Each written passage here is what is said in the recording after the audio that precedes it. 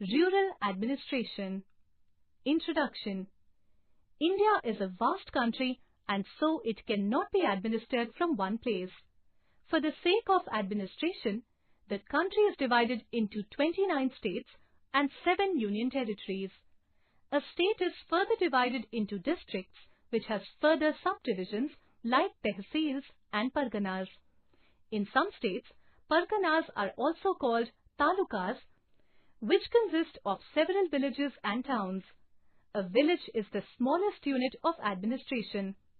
It is a Herculean task to take care of all the needs of villages such as electricity, water, road connections, maintaining land records, and settling conflicts and disputes.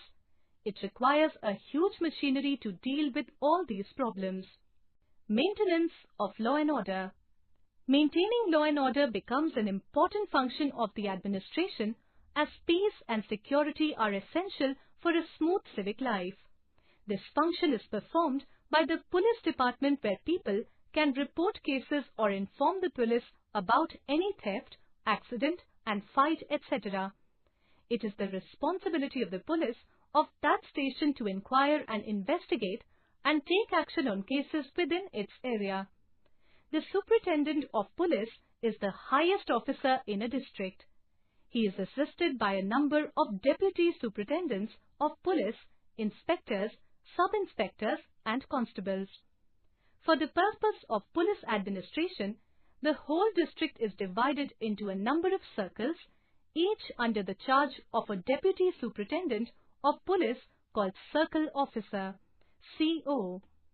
A circle is divided into a number of thanas, each under the charge of a Station House Officer, SHO.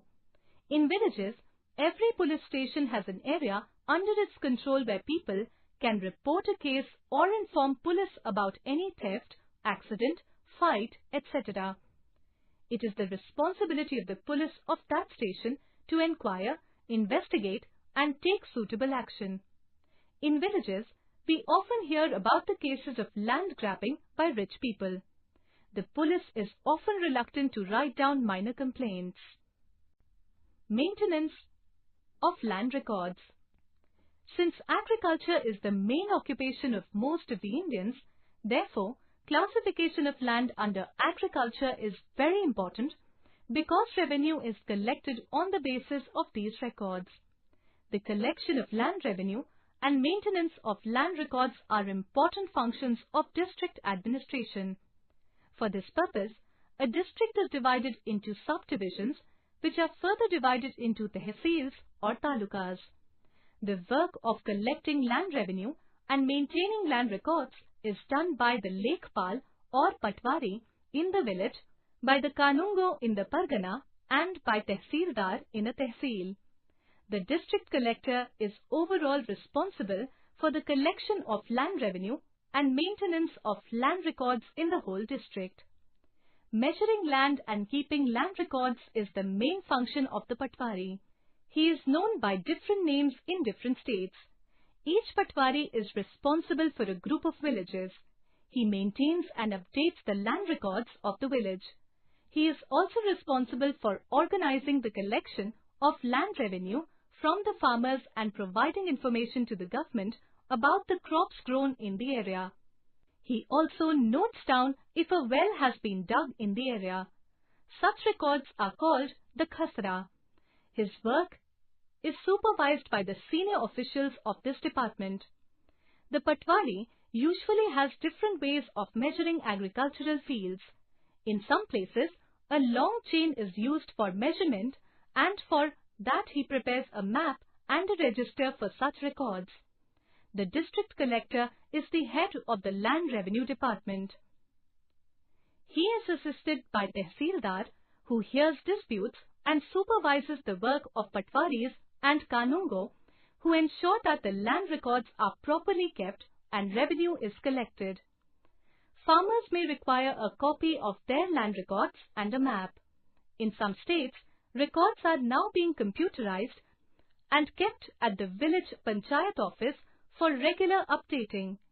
Such records are required by the farmers for several purposes like buying plots of land from another, to dig well in their land, to divide property among their children, and to sell their produce to another. A new inheritance law. When we think of farmers who own land, we think of men. Generally, women do not own agricultural land, and they can only be seen as working in the agricultural field. Till recently, a Hindu woman did not get a share in the family's agricultural land because the property of her father was equally divided among his sons only. The law has been changed now. It is the new law: sons, daughters, and their mother can get equal share in the land. The same applies to all the states and union territories of the country. It will benefit a large number of women. Women are now financially more secure. We can say that the Hindu Secession Amendment Act 2005 has changed this situation.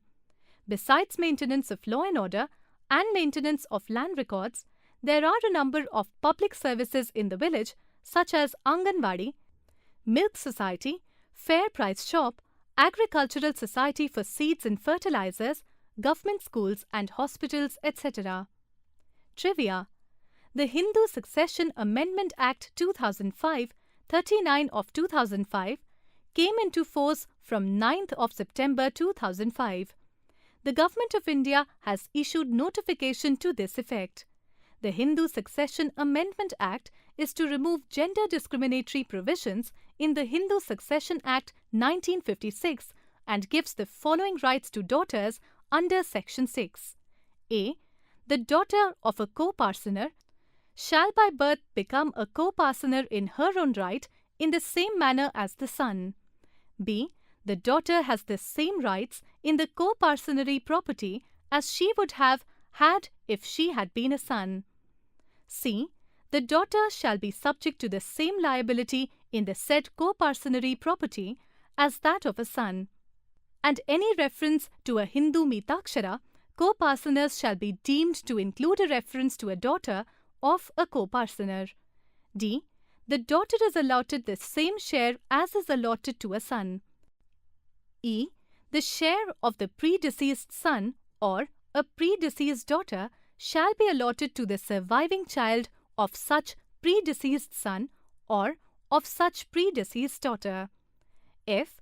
The share of the predeceased child of a predeceased son or of a predeceased daughter shall be allotted to the child of such predeceased child of the predeceased son or a predeceased daughter.